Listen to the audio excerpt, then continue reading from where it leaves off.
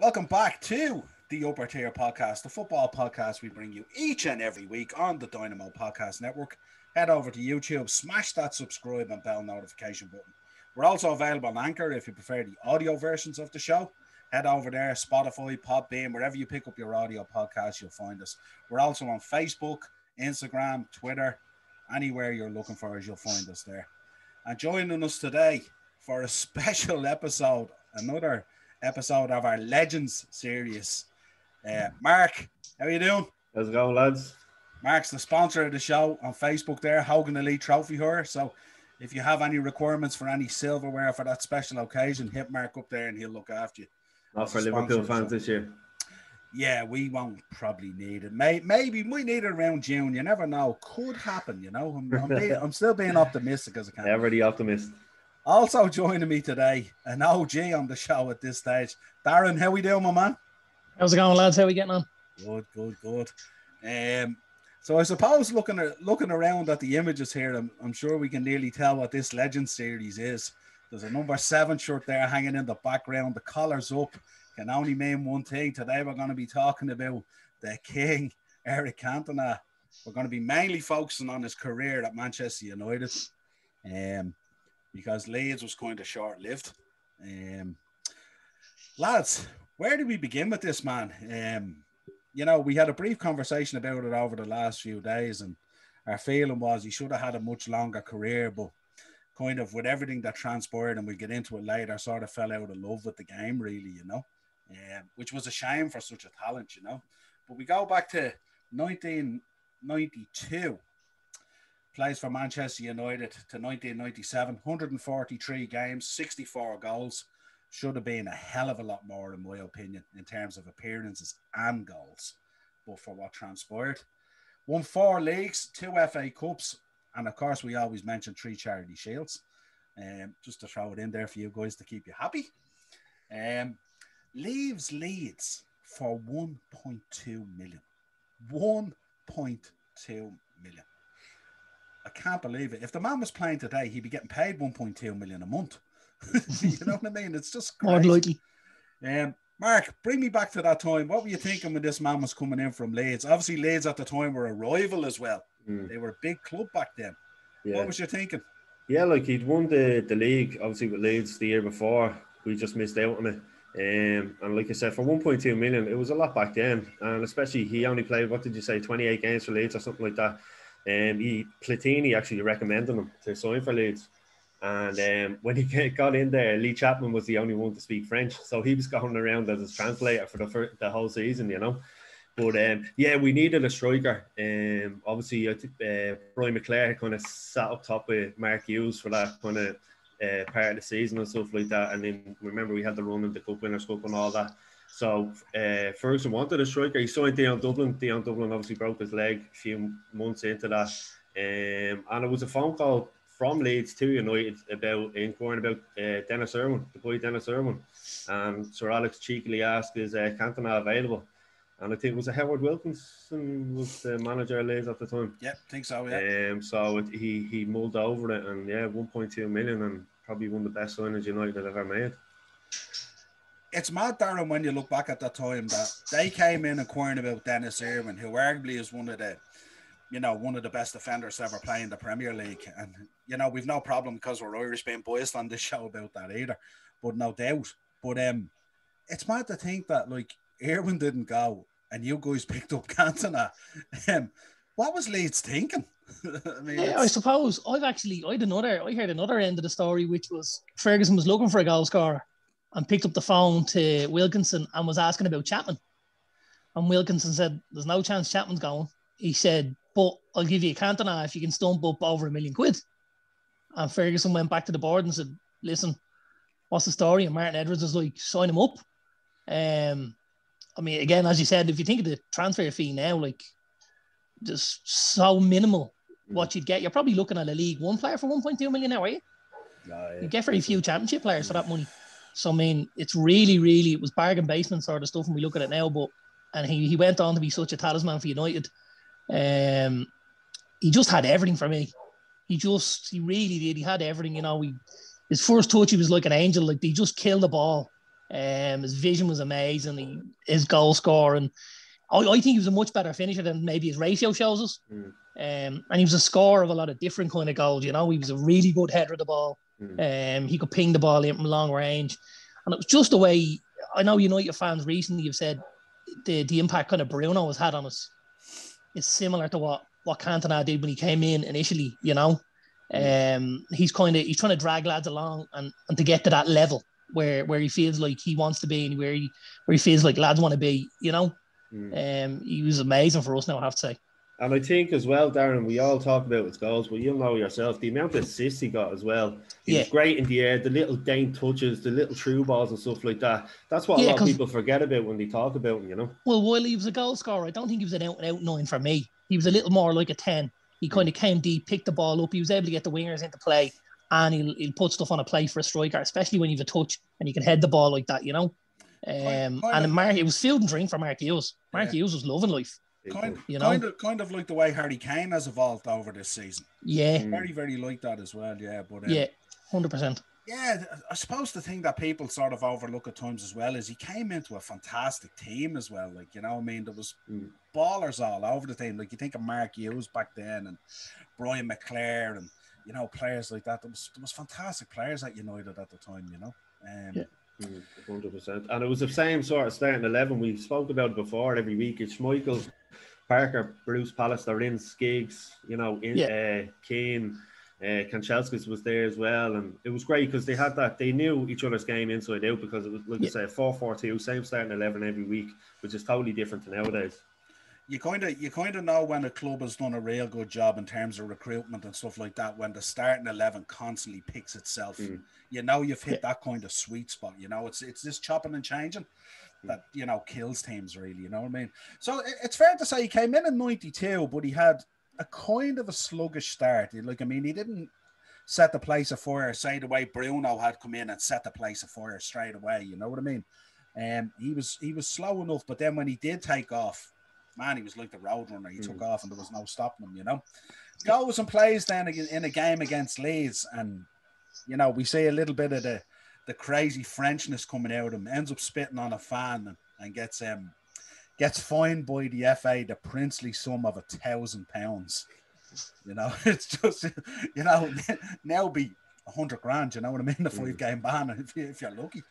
You know, lost twice in the league after, you know, Man United only lost twice in the league after Cantona's arrival then, and finished 10 points clear, top of the table, finishing champions for the first time in 26 years. And certainly he had a huge impact in that happening, you know what I mean? Goes off then, he was the first player actually to win consecutive leagues in the English top division with different clubs. Which is kind of... And he'd won the league with Marseille before he left France as well, before going to Leeds. Yeah, that's right. There was kind of a treble there, but certainly to win it with Leeds and then, you know, jump to United and win it with United was certainly impressive. And I think he probably recognised as well in the previous season where Leeds had won that United, they were very, very close, like, you know what I mean? It was... you know, there wasn't much in it, you know. So then we head into the 93-94 season, you know. Again, retained the Premier League, and Cantona's 2 penalties in a 4-0 win over Chelsea secured the FA Cup. So this is where we start getting into, you know, the realms of the double-double. What was your thinking back then, Mark? I mean, United were on fire. Yeah, I remember it well. It was the day of that final was the day of my communion. I had my little red blazer on, me United tie and all, and it was brilliant final. I think he won PFA Player of the Year that season as well. I think it was his biggest ever goal scoring season. I think he scored 26 goals, wasn't it? Yeah. But at that stage, like I said, they've had a season or so under their belt. They all just bonded, you know. Seen in that final, remember the ball McClare played to Ince. He could have scored himself, and he just squared it and stuff like that. But the coolness of Cantona in that situation, 2 penalties, you know, I can't remember. I just remember your man wearing tracksuit bottoms and goal for Chelsea that day. Dimitri Carey. That's it, yes. But when you look at it, he was the first foreigner to come in and light the Premier League up. Like you said, Noel, it took him a few games to get into his stride, but once he did, he's the first foreign player that has come in and done that. And I think that's seeing the kind of Bergkamps and the Zolas come in after that then, you know? Yeah, he certainly made the Premiership look a very, very attractive option. And this is where, we're really seeing the power of Sky Sports coming through as well in terms of the league and everything else and exposure.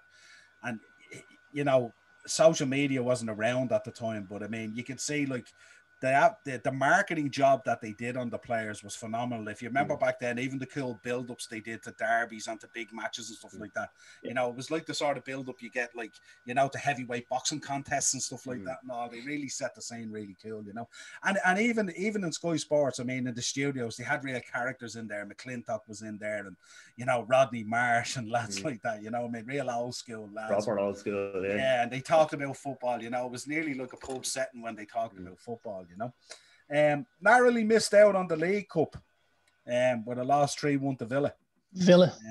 Yeah, so I mean, forget about double, could have been the treble, Remember, Kanchelskis got. I remember crying after losing the bleeding game. Remember that?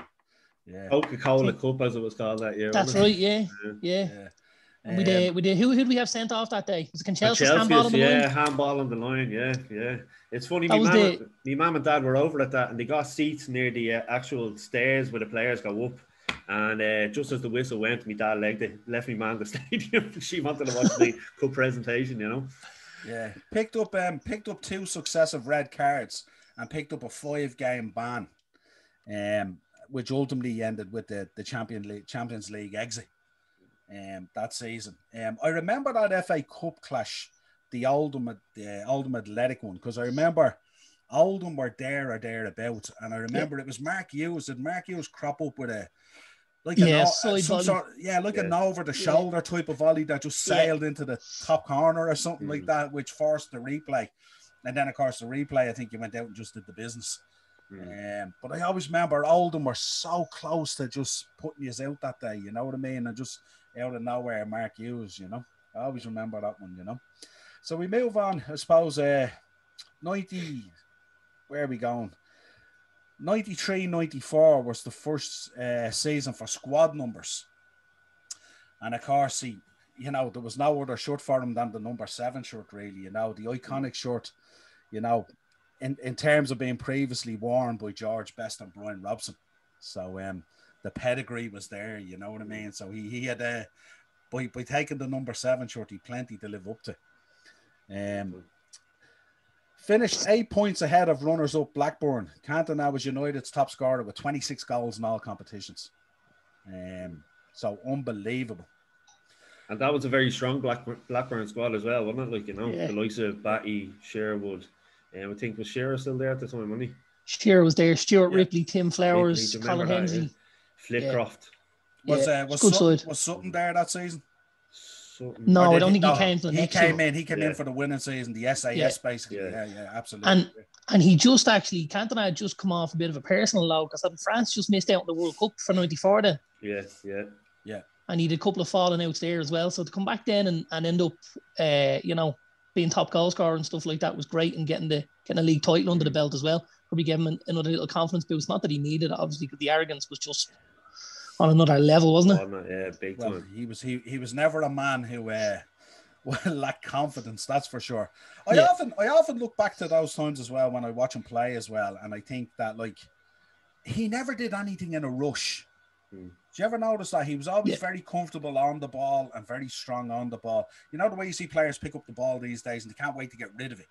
Yeah. He was never in a hurry to get rid of it, because either between his his skill and he knew how good he was, and obviously, I mean, he just shined on camera, really. You know what I mean? So the composure to just every time was just give it to me and just wait and wait and wait, and when the time was right, I'll do the right thing. And the lads knew. Emotion, wasn't it? Like the minute he got the ball, you knew something was going to happen. Yeah, and you rarely seen him make a bad decision either with a ball. You know what I mean? Like everything was, useful and positive all the time. You know what I mean? We move into 94-95, which is I know that's obviously a difficult season for you guys as Man United fans as well, labelled the Kung Fu season, but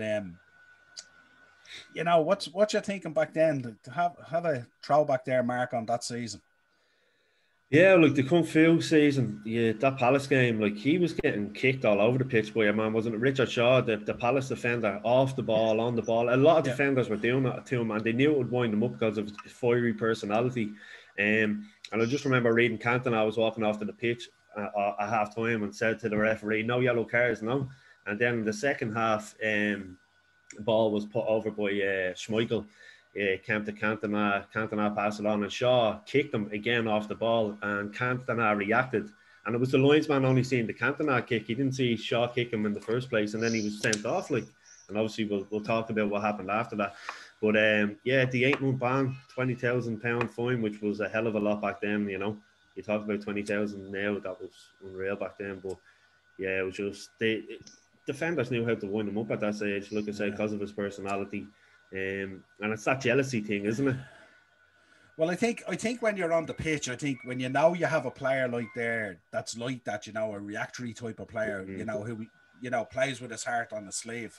You know, these lads had figured out very easy how to get at these players, you know what I mean? And I mean, it started out well. I mean, you had the 2-0 win at Wembley against Blackburn in the Charity Shield. So, you know, and he scored a penalty that day as well. And then you went on, and then, you know, in the derby, you won 5-0.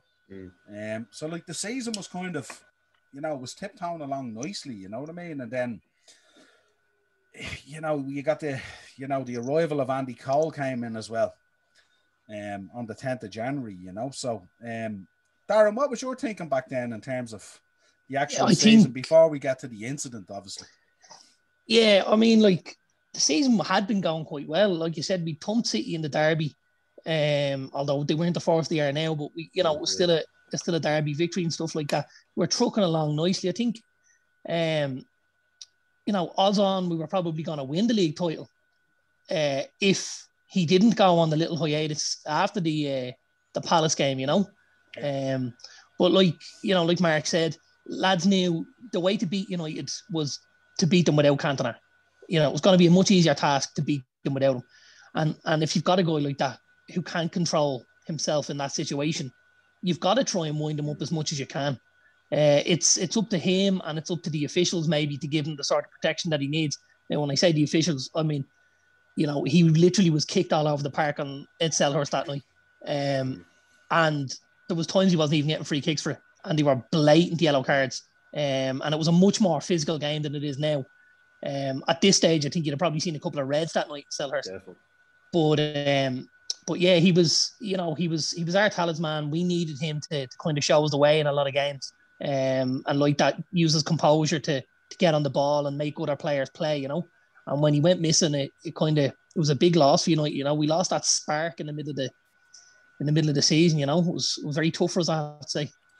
What was both your first reactions? I mean, when you seen it that night. I remember seeing it that night, and I was going, you know, I was sort of torn. I mean, obviously I'm not a Man United fan, I'm a Liverpool fan, but I was torn between, I seen the way he reacted, and I knew something obviously bad had been said to him, you know what I mean? Because you don't just, I mean, this guy sailed across a hoarding to take a lad out with a drop kick, you know what I mean? Like, and you don't, no matter how fiery your character is, I mean, obviously he was fed up because he had been targeted. There's no doubt about it on the pitch, first of all. And I'm sure with the sending off, he felt he had been hard done by, because he was kicked around a lot more than he kicked himself, in fairness, you know. And as Mark said, and you said, Darren, there would have been a very different outcome if that was today, because Palace fans would have took the walk, or Palace players would have took the walk more so than Cantona. Yeah. But what was your general reaction when he had gone across the hoarding? I remember seeing Alex Ferguson there, and Alex on the sideline. He had the old black and red, you know, the trench, the training coat. Yeah. And I just remember him standing there, and he was dumbfounded, and he was jeering up guys to get Cantona, get him down the tunnel, get him out of here, you know what I mean? Because he knew he had absolutely lost it. And I suppose the fear walking back with the officials and stuff like that is he probably would have clocked one of them. He probably would have clocked a few Crystal Palace players on the bench as well, and the management and everything, and all, you know. So they had to get him down the tunnel as quick as they could. What was your first reaction as a fan? Holy fucking shitballs! What was that like? It was just shock, you know. Because obviously, until that stage, on a football pitch, we'd seen heavy tackles and we've seen, you know, bits and pieces, but that was just wow. Like, did I just see that? You know, you're looking at the likes of what happened to Grealish a couple of years ago in the derby with Birmingham, where the fan ran on and gave him a clout. It's up there with that sort of thing, that you see something for the first time and you just think, Jesus Christ. You know, like we've had very, very few incidents even of players going into the crowd, even since then. So it's still a standout moment. We've had far more of people trying to get onto the pitch rather than lads, you know, on their way off and all. But it was just dumbfounded. You were just thinking, did he just kick that bloke in the crowd? You know? But I do remember, which was, again, I was probably 10 years of age at this stage. And the next day in school on the lunch break, the lads were all doing it. You know, when you play a little game of ball in the schoolyard and then someone would kick you and he'd be like, oh, Cantona Kung Fu. And you're like, what the fuck just happened there? Yeah. You know, it was mental. And it did for a little while change the game on things. Teachers getting drop kicked in the schoolyard, referee in the schoolyard, the lunchtime match. Yeah. Darren, do you remember Schmeichel went to put his arm around to bring them down the tunnel and he got a cup of tea thrown at him from the stand? Right, yeah. Schmeichel did as well. But I think it was a build-up because we talked about Cantona and the Leeds fan. Every ground he went to, he got abused because of the talent that he had. And I think it was a build-up now. There was contrasts and stories of what was it Richard Simmons or something like that, what he said to him. He claimed he only said, off you go, have an early shower. I don't think he said that for the reaction that Cantona gave him. I think the other reports were right, what he called his mother and different stuff. But like I said, as a referee, I'd love to do it to a parent or a fan. So, it took so much for him to actually do that. Now, it doesn't make it right, but I think that racism as well back then would have been, like, I know you don't have social media now, so it was mainly in the stands that you were getting the abuse.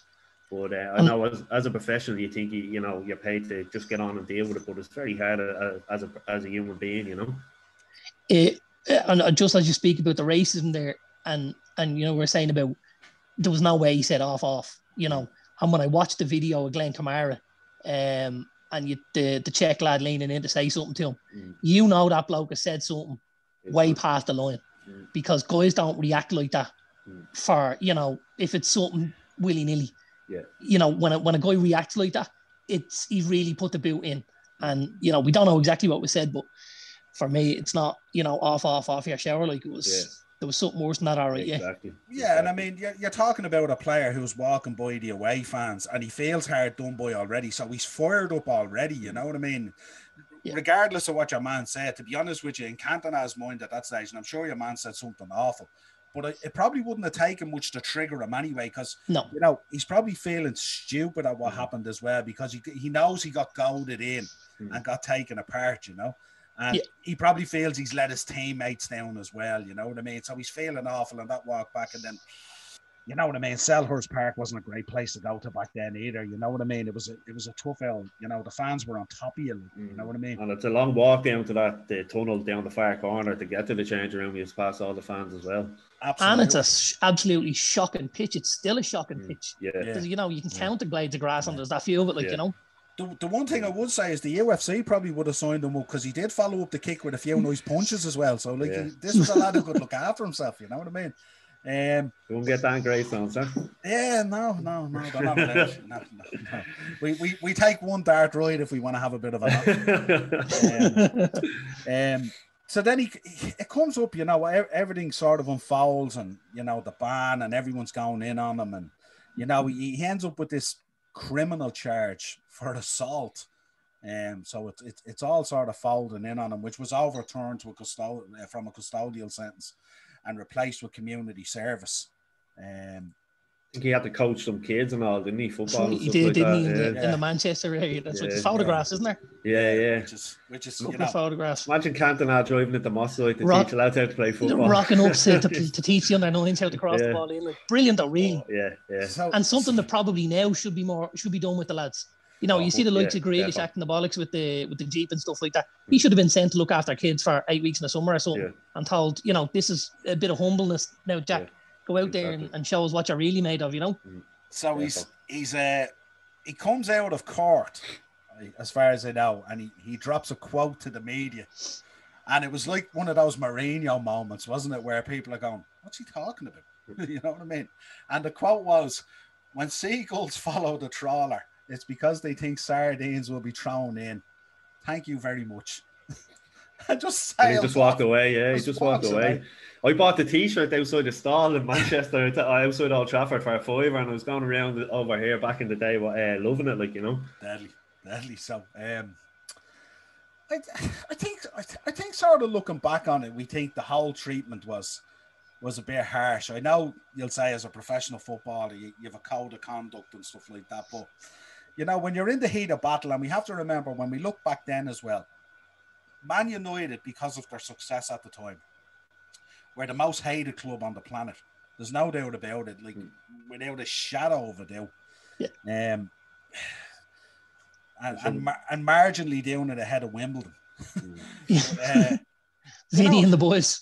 Yeah, absolutely. You know what I mean? So, you know, he ends up going through a third of time. Obviously, the club have to react to this, and they fine him, and you know, comes out of the team for the rest of the league. The national team go in on him. This is like major news, global news worldwide. The man can't even train with a team. He can't be seen around football. Literally can't do anything. You know what I mean? And didn't he hand in? He wanted his contract cancelled then off from United, and he was obviously convinced then to stay on and stuff like that. Yeah, because it was mentally, it's tough. We all talked about, you know, your mental illnesses now. Imagine what he was going through back then, you know. Yeah, it's not a million miles away from that sort of bullying, is it? You know, like that's it. Now it would be on social media. You hear players coming out and they're talking about how they're being abused, left, right, and centre. Yeah, he was having it, but he was having it in everyday life. You know, the British media back then were just hounds, weren't they? Listen, to kill Princess Diana as well, so it's not we're not used to at this stage. You know what I mean? Like they're absolute cess. And nothing has changed. No. You know, if anything, it's nearly got worse because it's on more platforms. It's just moved to social media, and you can't pick out the guy in the crowd that you'd love to drop kick. That's it. Yeah. Cantona comes out then, and I'm sure this was music to Manchester United fans' ears. He comes out and says the attack on the Crystal Palace supporter was a great feeling and a memory he is happy for fans to treasure. And you got to love it. I don't know who was advising him on the time. Probably people were scared to advise him, but he could have played maybe a little bit more of the victim role as opposed to the advertising marketing role. The thing about it is, if another United player in that squad came out and said that Ferguson would have had his head, because it was Cantona, he could get away with it. Yeah, and just go ahead, Darren. You hear the stories of the lad saying that he was just untouchable. You know, they all had rules and regulations, and there was stuff they had to do, and none of them seemed to apply to Eric. But Eric did it on a Saturday, so Eric got away with it. You know, Eric, you don't need to train on Wednesday. Oh, okay, boss, no problem. You know, I'll be there on Saturday. We know you will, Eric. Exactly. You know, that was just it. And that's where kind of Ferguson's man management also started to come into it. You know, you see it later on with other lads. You know, you've got Beckham and Rooney and Ronaldo and stuff like that. But that was really the first of it. That kind of that Gallic Frenchman that came in, and he was a spiky character as well. So he was probably very easy to rough up even in a session on a Tuesday or Wednesday. And he had to really kind of kid glove him for a little while to make sure he got the best out of him, because he knew what type of commodity he had. You know. Yeah, it seems to be that was a trait with the French players coming into the league. I mean, we've seen it with Vieira as well. We've seen it with Pires. We've seen it with Petit. These were all players that had to be managed because there was a fiery element there to them that would kick off. You know what I mean? It was just a natural way with them. You know what I mean? Another one, when people think about this kick, not to dwell on it too long, but in 2002, the notoriety of the Kung Fu kick was ranked number 12 on Channel 4's poll of 100 greatest sporting moments. And I'm just thinking, like, you know, it's amazing when you look back. Well, it's got a mix of everything: football, UFC, boxing, wrestling, you name it. Bit of panto in there as well. It's hitting all the marks, isn't it? Yeah, that's it. I often think back to that night in Selhurst Park. I wonder how quiet that Man United dressing room was in terms of lads shouting and all. Because I say Cantona was ready to just upend a couple of his own players. Even, you know? Well, I remember the next morning, I was late for school, so I wanted to watch the news on. Do you remember the big breakfast on Channel 4? Because I wanted to see it again. I've seen it hundreds of times, but like Darren was saying, everyone was throwing in the schoolyard the next day. It was just hilarious. Yes. So we move on to the 95-96. We're going to park the Kung Fu season. 95-96. this is not a good season for me, lads. He struggled for a bit of form prior to Christmas, you know, and then the gap between United and Newcastle had increased to 10 points. But this is where we get the, you know, the amazing Alex Ferguson with the mind games and going in on Keegan and absolutely destroying the man. And I like to think that my own team had a part to play in that as well, with a couple of really tasty 4-3s. 4-3s, yeah. 4-3s, yeah. Jesus. But yeah, United, you know, they get beaten by Tottenham on New Year's Day, and then they go on a run of 12 consecutive league matches. Did we get beaten or did we get thumped that night? I think we got thumped 4-0 or something. Yeah, it was, yeah. Yeah, Chris Armstrong got one. We got absolutely bangered that night. And I was looking at, because I remember watching it and just being like, what happened? I think even Sol Campbell got on the score sheet. I was like, what happened here? It was just like 4-0. And we were absolutely played off the park. It was a head scratcher. Packard jerseys. That's right, yeah, the white with the little touch of age, because Spurs weren't even a force back then. No. Didn't Chris Armstrong join Tottenham from Crystal Palace as well? Wasn't he? Yeah, a Palace player? Yeah. He was a Palace player. Yeah, that's right. I mentioned that as well. Yeah, but the his first visit was he went back to Selhurst Park after the ban as well, was included in one of those games. So that must have remember his first match back after the ban, Noel? Yeah. No, he mysteriously glossed over it. Yeah. Go on, enlighten our viewers and listeners. Go on. No, we just skipped the month of October there when his comeback against Liverpool. Remember that? I told you one assist and one goal. I told you this wasn't going to be an easy season for me. You know what I mean? And we know where we're going with this, where this is going to culminate. Got a victory over Arsenal on the 20th of March with Cantona scoring the only goal of the game. Saw United overtake Newcastle. Once you got your nose in front, that was it. I just remember Keegan, and just to see that man break down with I'd love it. And like Ferguson had just destroyed him mentally. And you see those defeats of Newcastle, and he's just leaning over the barrier. The man is like he's just being shot. Do you remember the game against Newcastle? Everyone talks about Cantona's winning goal, but Schmeichel was man of the match that night. He was outrageous. Some of the saves he was making. I think 4 times maybe 1-on-1. Yeah. The lads came in and he was just like a human wall. Yeah. Just everything just bounced off him. He was amazing as well. And I think the funny thing when you look back at that time as well, when you look at Newcastle were a serious side back then. You know what I mean? They were a top side. And I think the collapse of the manager within the media and on TV and some of those images is what really caused some of the problems that were on the pitch in terms of the lack of confidence in the players, because they bags of ability, and there was no reason why that gap should have been closed, except for Fergie's mind games with Keegan, and Keegan just collapsed, and that spread through the team then. It was a big case of the collywobbles, wasn't it? Oh yeah. You know? They've never really been in that position, like you were saying, and they didn't know. No, but they were probably the best team in the league. They were probably a better side than United for my money at that stage. The players they had, like Philip Albert at the back, big, huge, the Belgian lad, that's right.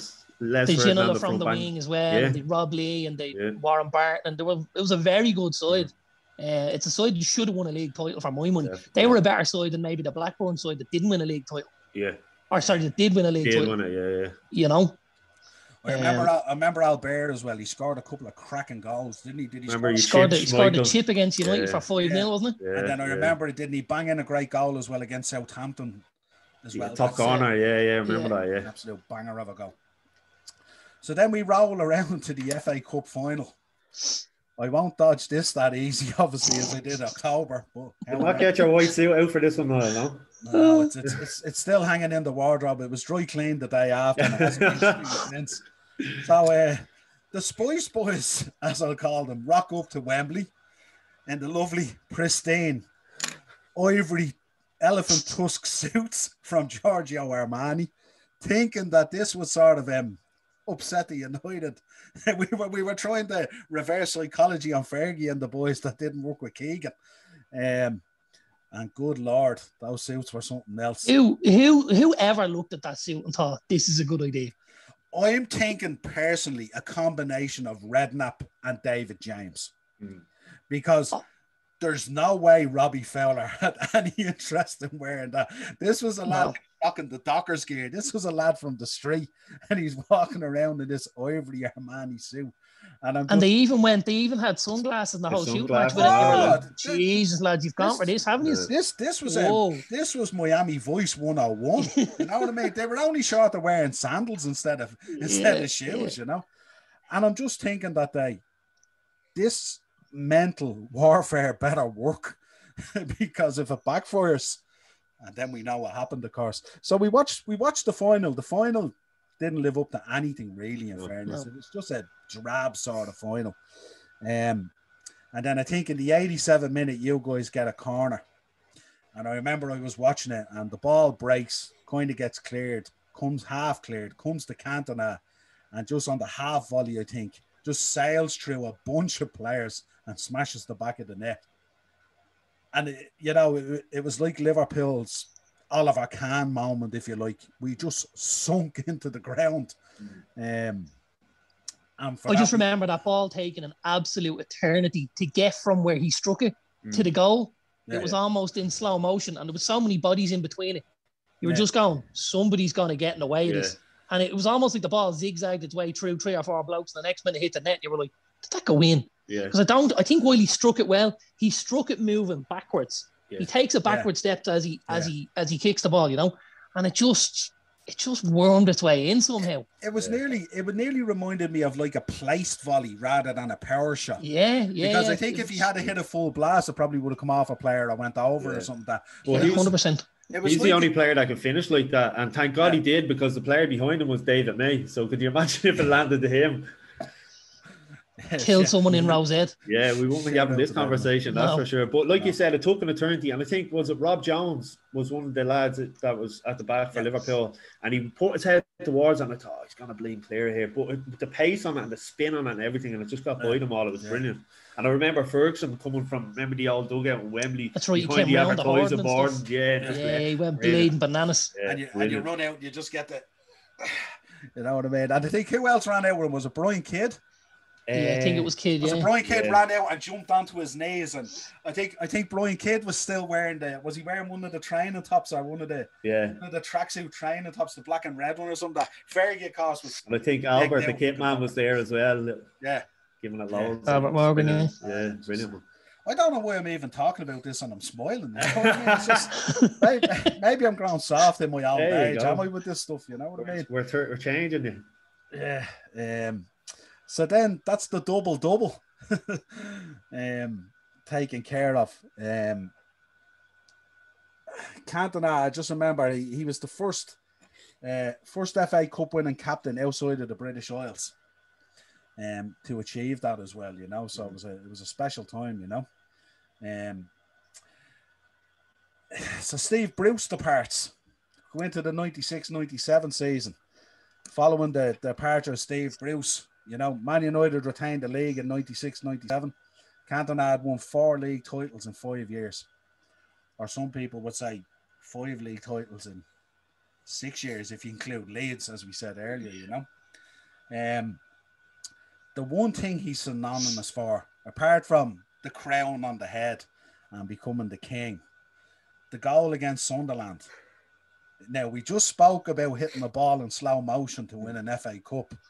Talking about slow motion. What's your memories of that one, Mark?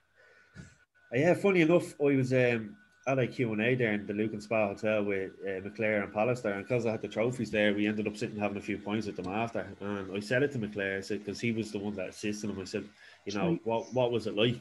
He said, and like Darren alluded to earlier, he said, once you gave the ball to Cantona, you knew something magic was going to happen. And he said he creates something for himself or he creates something for someone else. He said he gave him the ball and he thought he was going to play it back to him. So he's looking for the return. He's getting there. I think Perez was the name of the Sunderland keeper. Yeah, Lionel Perez, that's right. And he said Cantona, saying he was only a few yards off his line, but he said he was the only player that he could see doing that would have been Cantona. He said the likes of Mark Hughes wouldn't have had that in him at the time. But it was just poetry in motion. It was just, they call it the theatre of dreams, and he was the main star that day, and just a celebration. He just stood there, and McClare said he didn't know whether to jump on him, so he just went over and gave him a hug, because it was so kind of iconic celebration. I'm sort of thinking he literally could have retired that day. Yeah. You know what I mean? Like I just remember it that like the ball went in and he just turned, and the collar and the motion, and it was like someone nearly was controlling him like a robot from the stand. And it was if it was kind of his sort of fuck you to the FA, wasn't it really, when you think about it? It was like his fuck you to the world. Yeah. You know, it was just, see what I can do. I can do anything and you can do fuck all about it because I'm that damn good. And I also remember, like, when we talk about the slow motion of the whole thing, I remember it took an age for the players to get to him to celebrate as well. Yeah. It was like as if he had nearly said to the lads, I'm going to do something special today, and if it happens, don't come near me for at least a minute. Well, like, was there an element of them just looking at it going, did that actually just happen? Yeah. Before they kind of realised, Jesus, it went in, we need to go and celebrate here. Yeah. Well, he scored some goals that season. If you remember the first game of the season against Wimbledon, we all talk about Beckham's goal from the halfway line, but remember his volley in the first half, right. Top corner. Yeah. You know, and that's nearly unheard of now. Yeah, people don't even look at that goal because of that Beckham goal. Like I said, overshadowed. We scored a cracker against Derby. We were beating 3-2. So again, it was overshadowed by the defeat. Everyone was talking about the defeat. One Shop scored the winner that day, didn't he? Yeah, he did. Yeah, remember it. But Paolo One Shop, what a player! Yeah, he was great. Costa Rican manager now, wasn't he? Yeah. Unbelievable player. Yeah, but it's I suppose like what we alluded to when we did the Drogba Legend series on here. Like he was a man. Like all his goals were special. He always scored great goals, and again, he always scored important goals as well. And as we alluded to, you know, only for the ban and stuff like that. I mean, his stats would have been off the Richter, really. You know what I mean? Announces his retirement from football at the age of 30. You know what I mean? Which for me is, for him anyway, would have been, 4 or 5 years early? Four anyway. At least 4. Yeah, 4 minimum. And his final competitive game was against West Ham on the 11th of May, 97. How was your feeling then? I'm sure it was like that sort of... I mean, I suppose... Was it shocking at the time when it was announced? Did you think he was going to stay, or had you felt that football had sort of, you know, done him a disservice, and he kind of fell out of love with it, even though his last season, as Mark said, there was a lot of very special moments. But little things like obviously the Sunderland celebration sort of gave you the feeling that it was kind of like, you know, it was bitter in his mouth and he had enough, and it was like, what was you thinking? I just kept thinking, you know, it's a short-term thing. You know, he's going to hang it up, but he'll come back at Christmas, or maybe he's got an injury, maybe he's going to just go off quietly, and maybe we'll see him down the road a little bit.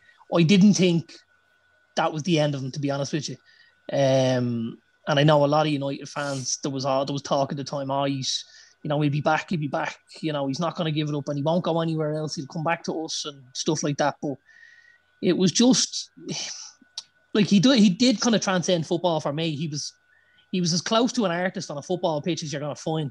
So, you know, when you see these artists doing these crazy things, you know, it was just one of those crazy things, because nobody thought, you know, he's going to step down, he's not going to play ever again.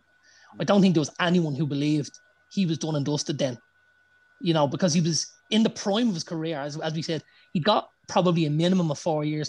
Physically, he was in good nick, you know. And it was just like, he'll be back. And then all of a sudden, it gets a bit longer and he's not back. And then you've played a full season, he's not back, and you're thinking, is he coming back at all here? And then you're talking about it now, 20 years on, and you're like, you know, Jesus, it was just shocking that he would just at that stage decide to pull the plug on it, you know, because he did seem to have the world at his feet at that stage. And with what United had coming through, he probably would have had a chance to be in there for 99 and stuff like that, you know, and get his hands on the Champions League, which is all he really misses from his CV, from a club point of view, you know. Yeah, I think looking back at the time, I know when all the ban stuff kicked in and stuff like that, I know he was even very bitter towards the French national system and stuff like that and all. I mean, he really felt he had been gone in on and been made an example of, you know what I mean, and hard done by. And Mark, I mean, what did he mean to you as a United fan? I mean, this was such a great period for United as well, you know, winning everything. Ferguson at his absolute prime, you know what I mean? And what was your thinking on it? I was the same as Darren. I thought it was just going to be a short-term thing. There was rumblings he wanted to go off and make a film because he'd made some night ads and stuff like that. So he got it into his head that he wanted to be an actor. So I thought he was going to have a sabbatical, do a bit of that, then come back to us. But like you said, the longer it went on, you're like, this isn't going to happen, is it? And then I was thinking to myself, right, we've lost players like Darren and myself watching Kanchelskis, Ince, Hughes, all these players. But yeah, Ferguson has it in him to rebuild, and we've seen it obviously with the class of '92 coming in. But it was because if you remember, Cantona and Cole had like created this understanding between the two of them, like the goals they were scoring, and like I said earlier on about his assists and all. But I was just because he was a character, and there hadn't been anyone like him before, and there really hasn't been anyone like him since when you think of it. 30 years of age, that's nothing. Like Darren was saying, imagine him in the squad in 99 what he would have added. Because he set a standard. We talk about Keane setting standards. He set a standard for that club. I know we said before, like Pallister was talking to me before, saying he'd stroll in 5 minutes before training and, the loudest looking shirt and jeans, and Ferguson would just come in, how are you, Eric? Are you right? Where if it was someone else, he'd be bleeding find a week's wages for it, So there hasn't been anyone like him since. And like you said, he was an artist. He just, the minute he got the ball, it was just breathtaking. But I was just so sad to see when he went. Obviously, we brought Solskjaer in then and Sheringham and obviously York further down the line and stuff like that. But no one could replace him. Yeah, it's just, sometimes these special players just come along in a moment in history. And, as you said, they don't necessarily have to, abide by the protocol there. And managers like Ferguson, who's top manager, just understands the greatness of the player and doesn't feel a need to, overly manage him excessively, if you like. Just make sure that he does what he has to do and, kind of manage him in a different approach, with those kind of characters, and like he said in a speech, he fell out of love with the game, and I do think a lot of that has to do with the media at the time hounding him, because I think, like I said, the English media are the worst for that. That once they get into people's heads, that's the end of it, and I think that's a lot. He moved back to France for the quiet life, and he thought, I'm never moving back to England again. Yeah, even down the line, even with more success and all, they continue to hound him. Like it's their kind of trait. Once they grab hold of you and they catch you on that hook, that's it. You're never getting off that hook until you actually go away, and don't become relevant anymore. You know what I mean? And I just think it's I often look back at that period and I think, like, you had whatever it was, 5-6 seasons or whatever it was with him. You know what I mean? And I often think, imagine if you had picked him up at 20. And imagine if you had had 10 years of him, or if you had had 15 years of him, or, you go back and you look, if the Crystal Palace thing hadn't happened. But then you kind of think that kind of probably made him a little bit stronger in terms of when you think of the greatness of the man to come back, and just still be, as confident as he was when you think of the Sunderland goal and some of the goal celebrations and the greatness of him, you know what I mean? It's just, they never left him alone. Like, and it was just, it was a trait back then as well, that once, we seen it with, various other players as well. Fowler got an awful time off him as well in terms of, supporting the Dockers and some of the celebrations he did. You seen it with Collymore as well. Got an awful time. Like, they just torture. I mean, imagine at the time. Imagine if social media had been around at the time. Yeah. Good Lord, what would have happened? Remember David Beckham after the '98 World Cup? He got crucified by the press. Absolutely. That's right. Remember, they were hanging images in away grounds and stuff. It was just crazy. It was mental. And Rooney got it then after the Ronaldo thing as well. They've been able to do it to their own for so long. Yeah. So doing it to a Frenchman who thinks he owns the places, that's money in the bank for the lads. Easy work to them. Easy. He was so easy. And because I think they saw he cared, it did affect him. Yeah. Now, when I say it affected him because he gave a fuck what they thought. Yeah. But it didn't affect him in the sense that it affected his game. Whereas I would say the opposite about the other lads. I would say they didn't give a fuck what they thought, but it maybe affected him on the pitch at times. I think for me, it affected Beckham positively.